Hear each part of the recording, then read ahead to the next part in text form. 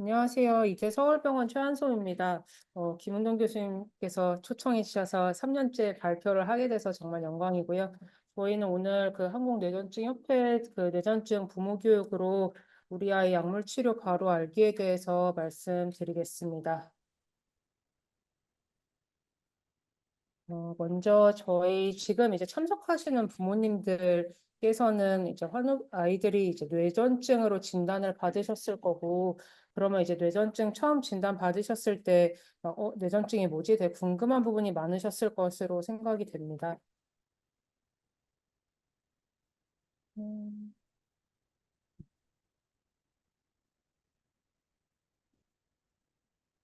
이게 다 됩니다. 네, 알겠습니다. 네, 그래서 저희 뇌전증에 대해서 제가 한 세 가지로 어떤 질환인지 그거를 먼저 설명을 드리겠습니다. 일단 뇌전증은 그냥 우리나라에서는 이제 2014년부터 보건복지부에서는 이제 뇌전증이라는 표현을 쓰자고 정해져서 표준 국어 대사전에 등록이 된 단어입니다. 그래서 사전에서 나온 뜻은 경련을 일으키고 의식장애를 일으키는 발작 증상이 되풀이하여 나타나는 병으로 표기가 되어 있고요. 또 이게 되게 복잡할 수 있는데 특히 뇌전증이라는 이름 자체가 아주 낯서실 수 있는데 이거는 한자를 풀었으면 뇌의 전기 활동의 이상이라는 병입니다. 그래서 사실 매우 명확한 질환명입니다. 그래서 뇌전증 환자분들의 20%는 소아청소년이기 때문에 지금 이제 소아청소년 환자분들이 더 많은 편이고요. 그러면 또 경련은 뭐지? 또 생각하실 수 있습니다. 그래서 경련과 뇌전증의 차이는 경련, 아니면 이제 발작을 혼용하실 수 있는데 경련, 발작은 일시적입니다. 경련은 뇌신경에서 전기 활동이 비정상적으로 과도해지거나 동기화되면서 일시적으로 나타나는 증상 및 징후로 또 정의가 되어 있습니다. 또 되게 너무 되게 복잡할 수 있는데 이거는 집으로 생각을 하시면 되게 편하실 것 같습니다. 우리 집에는 이제 뭐 서재에서는 뭐 책을 읽거나 공부를 하고 부엌에서는 뭐 요리를 하거나 밥을 먹고 침실에서는 이제 뭐 잠을 자고 이런 영역에 따라 방에 따라서 서로 하는 역할이 되게 다르고 그리고 많은 역할은 전기 활동을 통해서 이루어지거든요. 이제 불을 켜고 그리고 뭐 예를 들면 뭐 전자레인지를 활용하고 뭐 컴퓨터를 켜고 이런 건 다 모두 전기 활동으로 이루어집니다. 그런데 마찬가지 상황이 지금 뇌에서도 발생을 하고 있고요. 그래서 뇌에서도 구역에 따라서 뭐 어떤 이제 뭐 예를 들면 뒤쪽은 주로 보고 앞쪽은 주로 판단하고 이런 뇌에서 하는 일들이 정해져 있는데 근데 이제 예를 들면 집에서 뭐 예를 들면 부엌 쪽에 어떤 뭐 콘센트가 합선이 일어났다라고 했었을 때 이제 부엌에 있는 일부 전기 제품들을 못 쓸 수도 있고요. 아니면 이제 두꺼비 집이 내려갔다. 이런 상황에서는 집 전체에 정전이 일어나면서 일시적으로 이제 모든 전기 활동이 일어나지 않게 되겠죠. 그래서 그런 게 뇌 안에서 일어나는 게 경련 발작이라고 생각을 하시면 되고 그렇기 때문에 일시적으로 전혀 기억을 못하고 어떠한 판단도 내릴 수 없고 주변 상황을 인지할 수가 없게 됩니다. 그럼 이제 아까 뇌 구조적으로 말씀을 드렸고, 이제는 좀 더 신경세포 단위로 말씀을 드릴 텐데, 이 내용을 이제 어려울 수 있지만 말씀드린 이유는 제가 오늘 발표드리는 약물 치료의 약물들의 주 기전 자체가 이런 뇌 신경의 전기 활동의 여러 부분을 타겟으로 해서 이루어지기 때문입니다. 네, 신경세포 그림을 보시면 기본적으로는 저희 전기 신호가 아까 제가 이제 집에 뭐 전기 활동을 말씀드렸는데 저희가 보통 뭐 콘센트를 활용해서 이제 전기 뭐 제품들을 사용을 하듯이 우리 머릿속에서는 이제 전기 신호가 한 신경세포에서 다음 신경세포로 이제 전달이 될 때는 콘센트가 아니라 화학 물질을 통해서 전달이 되게 됩니다.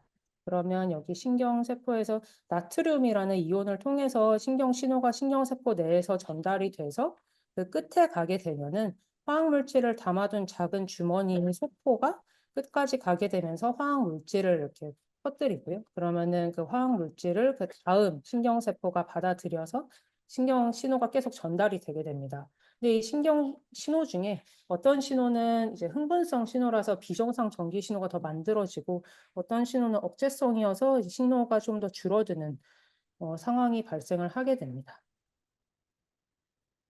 그럼 이제 제가 뭐 머리 뇌 구조, 뭐 뇌 신경세포 말씀을 드렸는데 이제 그 뇌전증 전문의들이 뭐 뇌 구조를 막 생각해서 진단을 내릴 수도 있지만 사실은 이제 다양한 상황을 통해서 진단을 내리게 되는데요.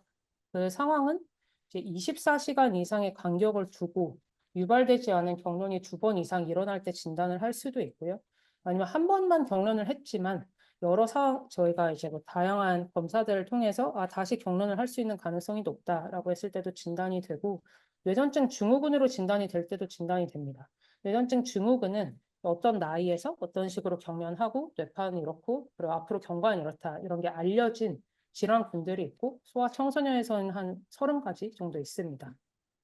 제가 이 30가지를 말씀드렸는데 아이들의 뇌전증 특히 강의 듣고 계신 모든 이제 부모님들 아이들이 이제 뇌전증이 있을 텐데 그 아이들 뇌전증이 각각 다 그냥 아이들 이름만큼 다를 수 있습니다. 이게 무슨 뜻이냐면 뇌전증은 스펙트럼이기 때문에 뭐 예를 들면 원인도 다를 수도 있고 아니면 같은 뭐 예를 들면 영아염축 이런 같은 뇌전증 증후군이더라도 원인 유전자도 다를 수 있고 아니면 알고 보니 원인 유전자가 아닐 수도 있고 발작 수도 많이 다를 수 있고 또 이런 게 다 비슷하더라도 약에 대한 반응도 많이 다를 수 있습니다. 그러니까 어떤 약이 누구한테는 잘 됐지만 제 아이한테는 안 들을 수도 있고 반대일 수도 있습니다. 뇌전증이 생기는 이유는 결국은 그리고 그 아까 말씀드린 뇌 신경세포에 어떤 이제 영향을 미치는 상황이 있을 때 발생하기가 쉽고요. 대표적으로 손상이 있을 때, 그러니까 뭐 산소가 좀 덜 통하면서 뇌 손상이 발생한다. 아니면 이제 뇌 전기 신호들이 전달될 때 신경세포들에서 에너지를 써야 되는데 그 에너지 대사에 문제가 있다. 아니면 머릿속에서 또 출혈이나 손상도 역시 뇌 구조에 이제 손상을 일으킬 수 있고요.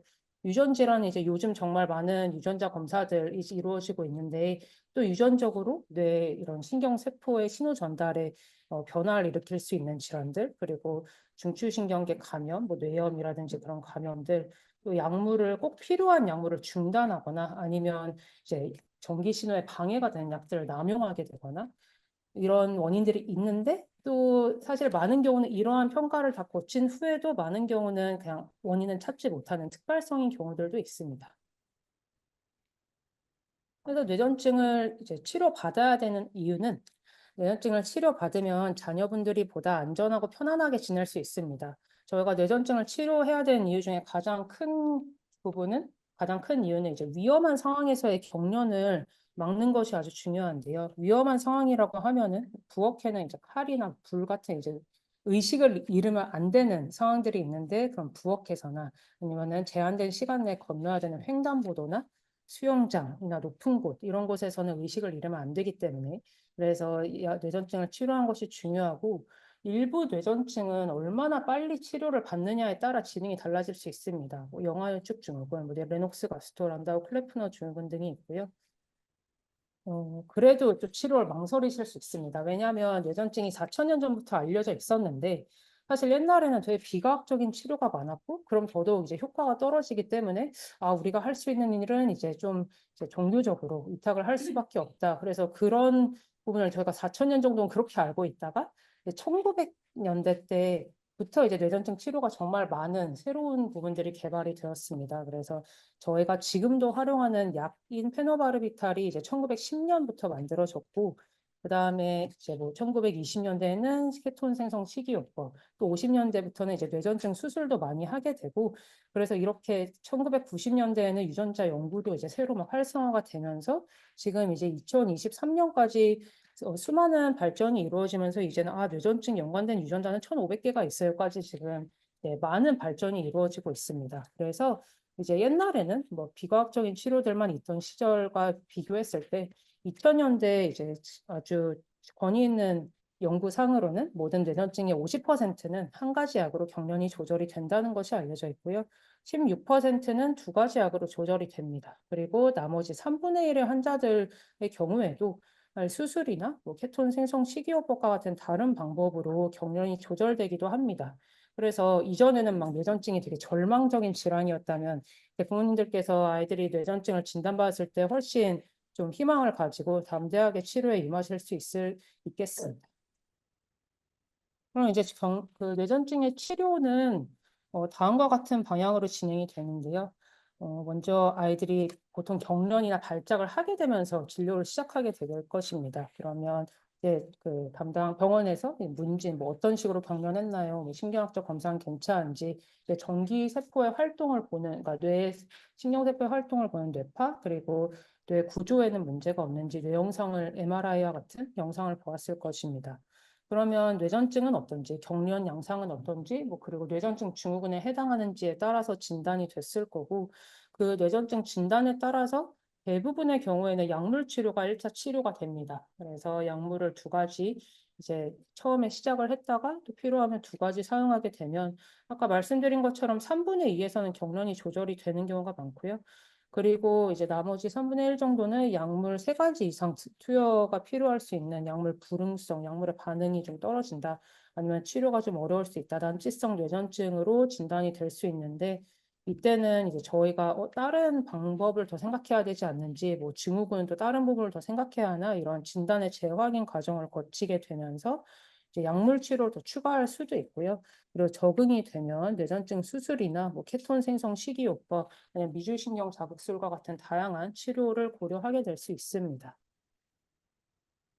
그럼 이제 완치까지 생각을 하실 수 있고 많은 질문을 주시는데요. 뇌전증에서 완치는 진단에 따라 다릅니다. 그래서 3분의 2 정도는 이제 치료약 한두 가지로 경련이 조절되고 저희가 약을 복용하면서 경련이 2년 이상 없는 경우에는 항경련제 중단을 고려할 수는 있는데 일부 뇌전증에서는 경련이 단순히 없는 뿐만이 아니라 이제 뇌파를 통해서 결정을 하게 됩니다. 담당 선생님의 지시에 따라서 항경련제를 중단한 후에도 뭐 5년, 좀 엄격하게 10년간 증상이 없을 때 완치 판정이 가능하고요. 그럼 이제 완치되려면 어떻게 해야 되죠? 라고 했을 때 가장 부모님들께서 챙겨주셔야 되는 거는 이제 처방받은 약물을 꾸준히 복용하고 약물 관련 어려움이나 부작용은 담당 선생님과 직접 상의하는 것이 완치에 이르는 가장 빠른 길입니다. 그래서 환경론제는 아까 말씀드렸듯이 이제 1900년대부터 정말 많은 개발이 이루어지면서 한 20가지 지금 상용해서 저희가 처방을 하고 있고요. 그럼 이 환경론제가 예를 들면 특히 이제 먹었는데 효과가 별로 없나? 특히 아이들이 경련을 더 하면 의심이 될 수 있는데 우리나라에서 처방되는 환경론제는 모두 이제 전 세계적으로 엄격한 임상 시험을 수차례 거쳐서 두 가지가 크게 입증이 됐습니다. 하나는 부작용이 위험하지 않다. 그리고 하나는 이 경련을 억제하는 효과는 명확하다라는 게 입증된 약입니다. 그렇지만 이제 약물에 대한 치료 효과는 환자들에 따라서 개별적으로 다를 수는 있습니다.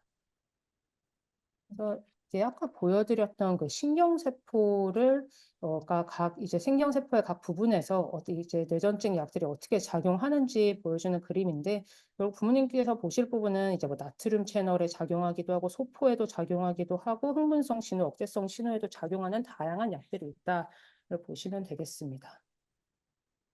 그럼 이렇게 약물이 많은데 어떻게 선택을 하는지 하면은 저희가 크게 세 가지를 고려를 하게 되고요. 일단 이 뇌전증이 어떤 종류인지, 그리고 이제 약 자체가 뭐 어떻게 작용하는지, 특히 소아청소년에서는 이제 약물이 시럽인지 알약인지 캡슐인지 이런 제형도 되게 중요할 수 있고, 그리고 환자 요인 중에 저희가 중요하게 보는 거는 뭐 나이나 동반 질환, 그리고 이제 발달 상황이나 이제 다른 뭐 기분 이런 부분도 같이 고려를 해서 결정을 하게 됩니다. 또 부작용에 대한 우려가 있으실 수 있고요. 근데 부작용은 저희가 이제 아이들 진료를 보게 되면 뭐 아이들 따라 진료 간격이 달라지지만 뭐 1개월에서 6개월 사이에서 뵙게 되는데 주기적인 진료를 통해서 일찍 발견되는 경우가 정말 많고 발생하더라도 그냥 정말 많은 경우는 의학적 조절이 가능하기 때문에 일단 부작용을 걱정하시는 건 약간 배보다 배꼽인 상황이기 때문에 우선적으로 효과에 대해서 믿음을 가지고 시작하시는 걸 권고드리고요. 이게 뇌세포 그리고 뇌에 작용하기 때문에 항경련제의 공통적인 부작용으로는 처음에 먹게 될 때 약간 졸리고 어지럽고 머리가 아플 수 있습니다. 근데 이 부분은 이제 좀 시간이 지나면서 적응되고 좋아지는 경우가 많고요. 뭐 약들에 따라서 뭐 이렇게 불안, 우울 같은 기분에 영향을 미치는 경우가 있고, 뭐 자기가 힘들거나 불면, 뭐 흥분, 집중 저하, 체중이 느는 경우가 있고, 메스꺼움, 식욕 없음과 같은 소화기계 증상이 있기도 합니다. 이런 다양한 부작용들이 있을 수 있는데 이게 그러니까 막 모든 약이 다 그런 것도 아니고 확률은 사실 높지 않기 때문에 이런 부분에 대해서는 주치의 교수님과 상의하시는 것이 좋고 특히 기저질환이 있거나 아니면 저희가 뇌전증 약을 처방받은 다음에 이제 동네 병원에 다른 사유로 다른 약을 처방받을 때는 약물 상호작용이 좀 있을 수 있기 때문에 이제 선생님들께 약 복용에 대해서 이제 알리는 것이 도움이 많이 됩니다. 항균련제를 먹을 때 주의사항 크게 세 가지를 말씀드리겠습니다.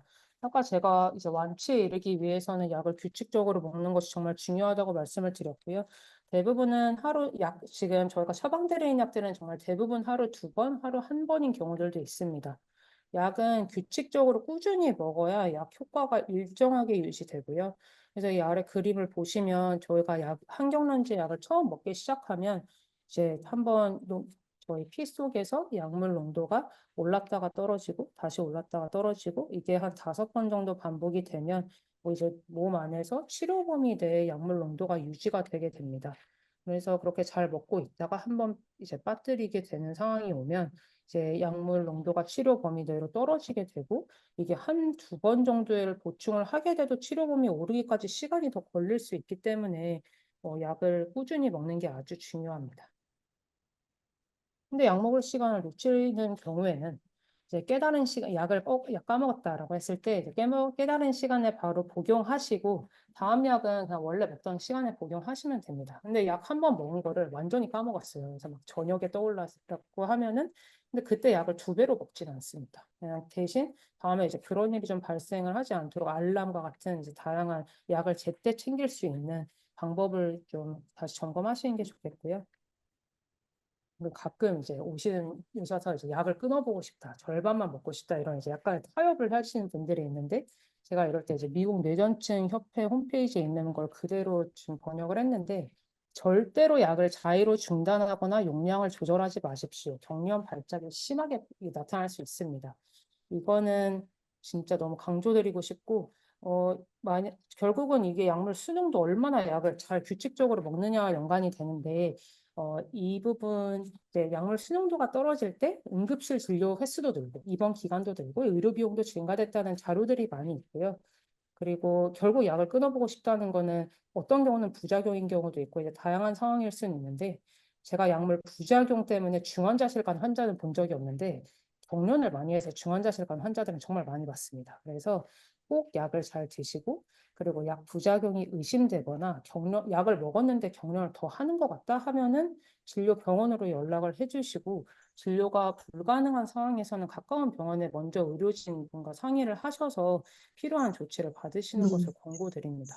아까 말씀드렸다시피 이제 약물 농도가 유지되는 게 아주 중요한 치료 방향인데 약을 갑자기 줄이거나 아니면 끊는 상황이 되면은 매우 위험할 수 있습니다. 그다음에 2번째로는 경련 유발 요인을 가능한 피하도록 하는 것이 중요합니다. 규칙적인 생활을 하는 것이 중요하고 특히 충분한 잠이 정말 중요합니다. 너무 늦게 자지 않는 게 중요하고요. 그리고 마음을 편안하게, 그러니까 우울, 불안과 같은 그런 마음과 이제 기분, 장애들이 뇌전증과 연관이 될 수 있는데 그런 부분을 관리하는 것이 뇌전증 관리에도 많은 도움이 됩니다. 또한 빛 자극에 대해서 좀 주의를 하는 것이 좋고요. 너무 어두운 방에서 막 그냥 스탠드만 탁 켜놓는다든가 아니면 TV, 뭐 핸드폰을 그냥 그 어두운 방에서 보는 상황은 너무 강한 명암 대비가 되기 때문에 경련을 일으킬 수 있는 광과민성 발작을 유발할 수는 있습니다. 그래서 저희 이제 우리나라에 포켓몬스터라는 애니메이션이 들어오기 전에 우리나라에 알려졌던 계기가 그 1997년 12월 겨울에 이제 일본에선 저녁이니까 해가 이미 졌을 때 아이들이 간 TV만 켜놓고 포켓몬스터를 보고 있었는데 이제 이런 변신 장면에서 파란색, 빨간색 화면이 1초에 20번 정도 전환이 되면서 번쩍번쩍하는 효과를 보고 일본에서 수십 명 아이들이 갑자기 경련을 하면서 일본 전역에 응급실로 들어갔던 사건이 있어서 이런 광과민성 발작에 대해서 좀 사회적 관심이 생겼고 요즘 이제 웬만한 방송에서는 이런 부분에 대해서는 어느 정도 그런 영상에 대해서는 그 주의가 이루어지고 있으니까 TV를 볼 때 막 크게 더 주의하실 건 아니지만 그런 드물게 뭐 그리고 저희가 그 가요 프로그램 같은 데 나오는 그 번쩍번쩍하는 그런 조명은 주의하시는 것이 좋겠습니다. 그리고 운동을 하는 것은 많은 도움이 될 수 있고요. 그리고 수영이나 자전거는 좀 주의해 주시는 게 좋습니다. 수영할 때는 저희가 그 안전요원이 있는 데서 수영을 반드시 해주셔야 되고, 자전거의 경우는 헬멧을 잘 쓰고, 그래서 보호장구를 잘 하시는 것이 좋겠습니다. 마지막으로 뇌전증에 동반될 수 있는 증상에 대한 관리가 중요하고요. 저희가 뇌전증의 경우는 결국 머리의 질환이기 때문에 머리는 크게 두 가지를 더 하게 되는데 하나는 이제 기분과 연관된 아니면 이제 주의력과 연관된 주의력 결핍, 과잉행동 장애, 우울, 불안 이런 좀 질환들과 연관이 될 수 있고 또 하나는 발달과 연관이 됩니다. 소아 청소년들은 머리가 끊임없이 지금 새로운 기능을 습득해 나가고 그 기능을 아주 정교하게 해나가는 발달 과정이 있는데 이 뇌전증이 있을 때 발달 지연, 지적 발달 장애, 자폐 스펙트럼과 같은 질환들이 더 유병률이 높다고 알려져 있고 ADHD 우울 불안도 유병률이 더 높고 반대로 이 환자들에서도 뇌전증 유병률이 더 높습니다. 또한 이 질환들 환자분들에서 뇌전증을 치료했을 때 이 질환 관리들에도 도움이 되고 또 이러한 질환들에 대한 예를 들면 ADHD 같은 경우는 ADHD에 대한 치료를 받는 것이 뇌전증에도 도움이 많이 된다는 것이 알려져 있기 때문에 각각 양 방향으로 좀 관리를 받고 우리 아이가 막 주의력이 걱정된다든가 아니면 알고 보니 좀 옛날에 느렸던 것 같아요. 이런 우려사항이 있을 때는 담당 선생님과 상의를 하시는 것이 도움이 되겠습니다.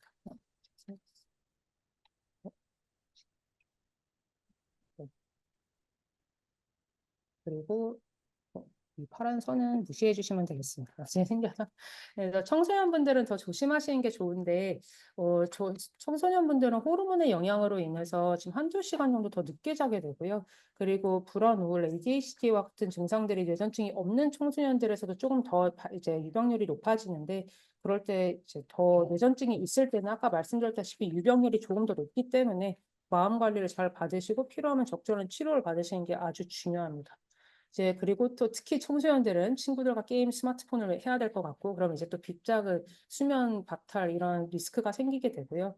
요즘 생각보다 또 그 리스크가 생기는 게 그 술, 담배, 그리고 과도한 카페인, 약물에 대한 접근이 생각보다 쉬워진 경우들이 있습니다. 그래서 보건복지부에서 막 공익 광고를 되게 좀 젊은이들에게 어필하는 이런 광고를 펼친 이유도 마찬가지 이유이기 때문에 이런 부분을 혹시 부모님이 발견을 하시게 되거나 아니면 그렇게 되면 뭐 아이가 힘드니까 이런 부분이 아니라 뇌전증의 약을 치료에 있어서는 금주, 금연, 그리고 너무 과도한 카페인, 보통 300ml 얘기하는데 요즘 카페인 음료가 카페인 용량이 높아서 생각보다 두 잔 정도 먹으면 과량일 수 있거든요. 그래서 이런 부분에 대해서 관리를 해주시는 것이 중요하겠습니다.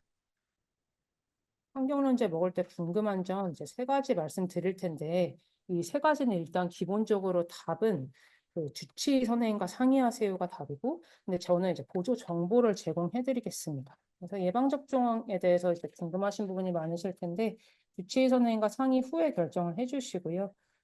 독감 예방주사는 폐부균이나 디프테리아, 파상풍, 백일의 접종과 동시 투여하면 열경련 가능성이 조금 늘어날 수 있다는 부분이 있고 MMR이라고 이제 홍역 볼거리 풍지는 열경련 가능성이 맞고 2주 정도까지는 늘어날 수 있다는 보고가 있습니다. 그리고 이제 뭐 뇌염이나 여러 상황에서 이제 고용량 스테로이드 치료나 면역글로불린 약제를 투여할 수 있는데 이런 경우에는 일부 접종 연기가 필요할 수는 있고요. 그리고 공통적으로 최근에 경련이 조절되지 않았거나 아주 드물게 일부 예방접종 후에 경련이나 아니면 뇌기능 장애가 발생한 경우에는 권고되진 않습니다. 그러면 여행을 해도 되나요? 특히 비행기와 같은 경우는 반드시 담당 선생님과 그 전에 상의를 권고드리고요. 공통적으로는 약을 충분히 챙기고 그리고 규칙적으로 충분히 자는 것이 특히 해외여행 나갈 때 시차 차이가 큰 경우에는 꼭 규칙적으로 자는 것이 아주 중요합니다. 그리고 기존 병원에서 그러니까 소견서라는 건 어떤 이 아이는 어떤 진단으로 어떤 약을 먹고 있다 이 정도 내용이 담긴 내용이나 처방전은 진료 시 도움이 많이 되고요. 알아두셔야 될 부분은 대중교통, 그러니까 대중교통이라고 하면 기차, 배, 비행기, 버스, 택시 같은 모든 대중교통 앰뷸런스, 그러니까 병원 밖에는 경련 조절약이 없습니다. 그래서 참고하시고 일반적으로 경련을 자주 하는 경우나 최근 한 달 이내에 경련을 한 경우에는 이제 그 비행학회에서는 비행은 권장하지 않습니다. 그리고 이제 도움이 되거나 먹으면 안 되는 약들이 궁금하실 수 있는데 먹는 한 경련제에 따라 도움이 되는 약제는 주치의 선생님과 상의를 해주시면 도움이 될 수 있습니다.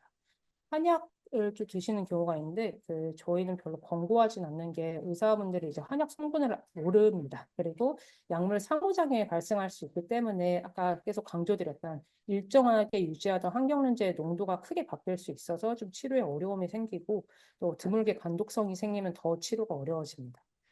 또 일반적으로 감기약을 받게 될 때 항히스타민제는 드물게 경련을 일으킬 수는 있습니다. 그래서 저는 여기까지고 정리를 드리면 뇌전증은 뇌 전기 활동의 이상으로 인해서 경련이 되풀이해서 나타나는 병입니다. 뇌전증의 1차 치료는 약물 치료고 적절한 치료는 자녀분들이 안전하고 편안하게 생활하는 데 큰 도움이 됩니다.